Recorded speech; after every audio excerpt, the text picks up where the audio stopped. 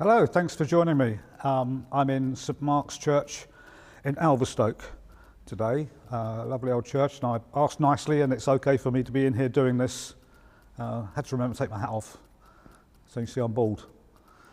The reason we're here, apart from I want the shot, is it does illustrate a problem that we often face when we're shooting landscapes or we get into old buildings like churches, cathedrals or castles or whatever.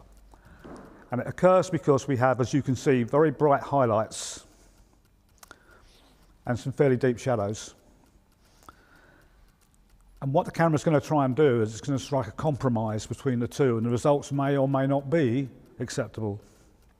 I'll give you an example. Okay, so we're setting the camera up in aperture preferred mode, and the handy dandy free smartphone app tells me that if I want this image to be sharp from just there in front of the pews, all the way to the back of the church, I need to be shooting at f9. Okay, that gives me the depth of field. Camera set to ISO 100 because we want the cleanest possible image. And it's giving me a shutter speed of about 1.6 seconds, which means I can't do it handheld. Now, I appreciate you can't use tripods everywhere. And this technique will work handheld, but to make that work, I'd have to increase the ISO up to about, in this case, 6400, which would give me a shutter speed of about 1/50th, which is about, we can probably shoot at that speed. But it's not ideal shooting at ISO 6400 for noise and grain in the image. So we'll leave it on the tripod at ISO 100 at the shutter speed it wants to shoot at. We switch off image stabilization, of course. Set the self timer to 2 seconds, and then we get this.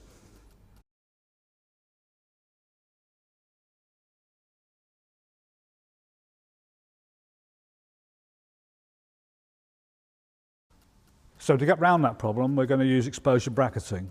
What bracketing is going to do for us is it's going to take a shot according to the light meter, and it's going to take a number of shots underexposed by different amounts, a number of shots overexposed by different amounts. How many shots is up to you. 3, 5, 7, 9.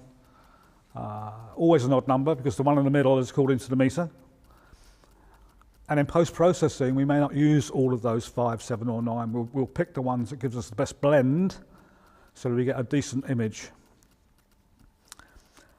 A bit of a warning at this point. To get this going, you're probably going to have to look in the manual. And ladies, I know that's not a problem, but guys, I understand real men don't eat quiche, real men don't read the manual, but you're going to have to wait until your partner goes out shopping or something. And you don't need to confess to this afterwards either. So, we find out how to set this up in the camera. And by the way, if you see a menu item which says HDR, that's not what we want, because that will be shooting in JPEG. And we've moved on from that, haven't we? We don't do that anymore. And we set the camera up, and using the self timer, if we're going to use 3 shots, then I would set the self timer up to take 3 shots. Okay? Because we want to do this fairly quickly. That's because the conditions can change, especially if we're outside.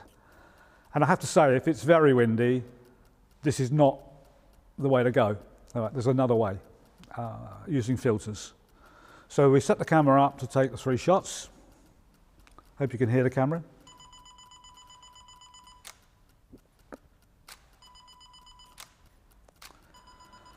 And it's taken 3 shots. So we go back home now and we'll process that and we'll see what we get. And in fact, we got this.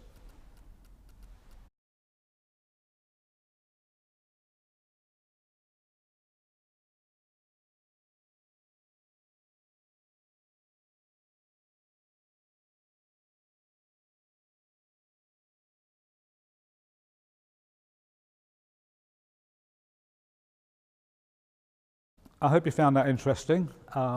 If you can think of any other subjects you feel would be handy to cover, or any places to go that would be of interest in the area, and try and keep this local. If you'd like to collaborate and join in, that would be great. So see you next time.